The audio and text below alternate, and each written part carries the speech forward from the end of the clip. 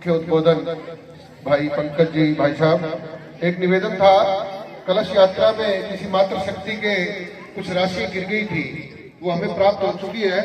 अगर वो मातृ शक्ति प्राप्त करना चाहे तो अगर कार्यक्रम के अंत तक नहीं आए तो हम आज की सहयोगात्मक मान लेंगे उस राशि को, क्योंकि हम माता के मंदिर में है, इसलिए निवेदन था।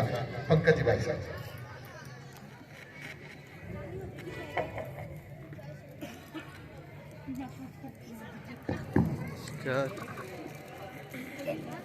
विराट हिंदू सम्मेलन के इस मंच पर श्रद्धेय संत शक्ति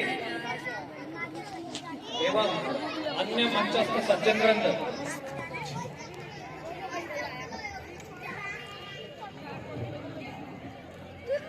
इस कार्यक्रम में उपस्थित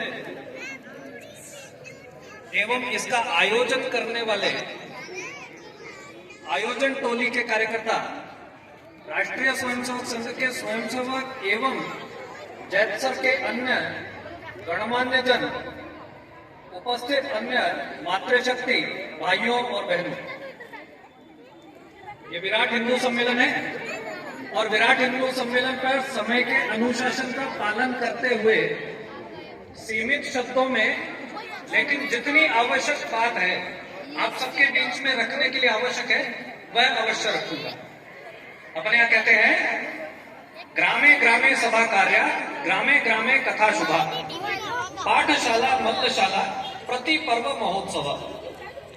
ये जैतसर के संदर्भ में नहीं, समस्त भारत में है। ग्रामे ग्रामे सभा कार्य, गांव के लोग मिलकर के आपस में एकत्रित होना चाहिए, सभा करना चाहिए।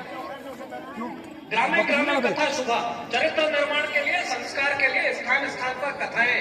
केवल एक रिलीजियस इवेंट है, चलो नहा करके आ जाएंगे जी, हम भी कुंभ में नहा करके आ गए। ये ठीक है, दृश्य आज हमको दिखता होगा, लेकिन इसका मूल हेतु क्या था? एक 12 वर्ष की अवधि के अंदर देश की सारी संत शक्ति से लेकर के समाज चिंतक, मनीषी, साहित्यकार, विचारक, ऐसे समाज के सब लोग इकट्ठे आते हैं। वो क्या चल रहा है, वर्तमान परिस्थिति क्या है? वेद कहते हैं ना, कह काल कहानी मिताणी को विदेशों को वेगमो। तो इस सब का चिंतन मिलकर के करेंगे, समाज को एक सही दिशा मिले, इसका प्रयास करेंगे। लेकिन ये जिम्मेदारी क्या केवल कुंभ पर छोड़ दी? तो स्थान स्थान पर भी गांव के लोग, अपने क्षेत्र में भी हम सब लोग बैठने चाहिए। गांव के गणमान्य लोग, अच्छा बुद्धिमान समझदार लोग बैठे, चिंतन करें क्या है, कैसा है, किस तरह से है। वर्तमान में ये हिंदू सम्मेलन हो रहे हैं और देश भर में लगभग 80,000 से ज्यादा स्थानों के ऊपर ये हिंदू सम्मेलन होंगे।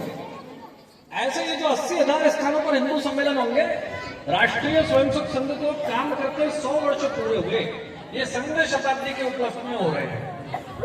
इन हिंदू सम्मेलनों में करना क्या है, या हिंदू कौन है, क्यों इकट्ठे होना है, इसकी थोड़ी अपने को समझदारी चाहिए। हिंदू होने का मतलब क्या है? 2 प्रकार के लोग मिलते हैं।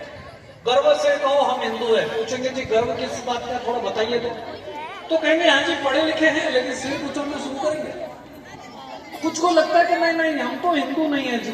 अच्छा आप नहीं है तो किस कारण से कह सकते हैं कि आप नहीं है? तो दोनों के पास उत्तर नहीं है।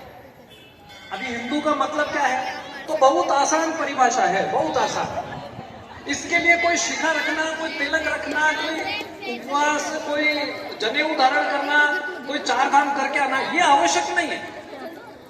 तो हिंदू की आसान परिभाषा है, हिंदू की आसान परिभाषा है, आ सिंधु सिंधु पर्यंता यस्य भारत भूमिका, यानी सिंधु के पर्यंत का ये जो क्षेत्र है ये भारत भूमि है। पितृभू पुण्य भूश्चैव सर्व हिंदू रीति स्मृत है। जो इसको अपनी मातृभूमि, पितृभूमि, पुण्य भूमि मानता है वो हिंदू है। अभी अनेक प्रकार की चिंताएं ये हिंदुओं के विषय में, समाज के विषय में की जाती है, अनेक प्रकार। पर उदन मंडली चलाने से काम नहीं चलेगा ना, कुछ ना कुछ यत्न प्रयत्न करना पड़ेगा। तो अपने यहाँ कहते हैं उद्यमेन ही सिद्धन्ति, शिकार करना पड़ता है तब खाना पड़ता है। इसलिए हम सब जीते जागते मनुष्यों को ये प्रयास करना पड़ेगा। क्या प्रयास करना है, इसका वर्णन आवश्यक है। हिंदुओं के बारे में जितनी बात कही जाती है, गर्व से कहो हिंदू है, इस बात को यदि समझा जाए तो ये वो भारत भूमि है जिसमें अनादिकाल से रहते आ रहे हैं। हमारा सुख दुख इस भूमि से जुड़ा हुआ है।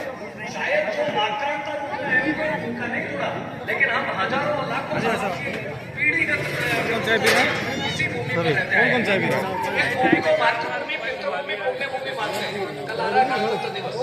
अब कोई संविधान के कारण से नहीं, संविधान हमारे